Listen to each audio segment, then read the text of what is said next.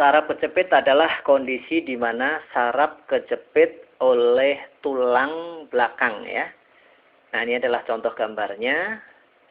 Nah, kalau dilihat dari irisan tadi, ini yang merah adalah HNP-nya ya. Nah, karena dia kejepit, karena ketekan, nah, akhirnya dia nonjol dan menjepit saraf. Nah, penjepitan itu bisa dilihat di gambar ini, yaitu yang warna merah itu adalah saraf yang kejepit oleh bantalan tulang belakang ya, yang berwarna kuning tadi. Nah, ini ada saraf-sarafnya yang kejepit dan itu bisa bermasalah. Saraf kejepit bisa terjadi pada semua tulang belakang, mulai dari leher, punggung, pinggang, dan tulang ekor.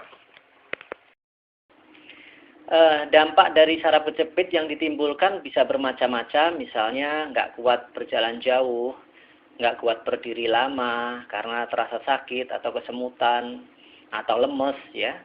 Jadi ada kadang-kadang kakinya kesemutan, baal, cekot-cekot, nggak kuat duduk lama, bahkan kemudian ada rasa kayak ketarik di pinggang sampai ke paha, sampai ke betis bahkan, dan ada rasa yang nyeri sekali. Ini gambar merah itu adalah bagian yang nyeri ya, bahkan sakitnya menjalar sampai ke bawah, kemudian bisa menyebabkan tangan bermasalah seperti mengecil sebelah atau kempes.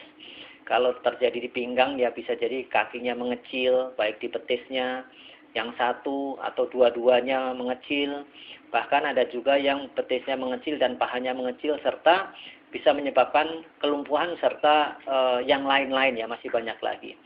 Nah, penyebab saraf kejepit yang paling sering adalah kecelakaan, kemudian jatuh, bahkan jatuh ini bisa 30 tahun yang lalu baru terasa sampai sekarang, mendorong yang berat-berat, kemudian mengangkat benda berat dengan posisi yang salah, atau karena benturan keras.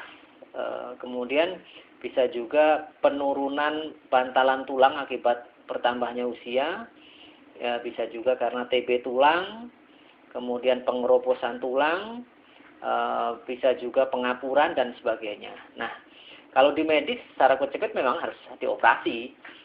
Nah, kalau dioperasi silahkan tanya kepada tetangga kiri kanan yang pernah mengalami bagaimana tingkat keberhasilannya ya.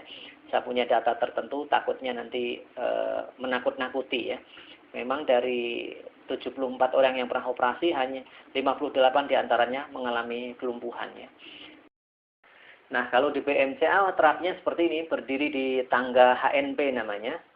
Kemudian ada fisioterapinya, ada retraksinya ya. Retraksi ini fungsinya untuk menarik urat yang kejepit ya. Jadi leher dan kakinya ditarik seperti alat peninggi badan. Kemudian nanti ada kopnya ya. Jadi ini hanya kop, tidak dikeluarkan darahnya.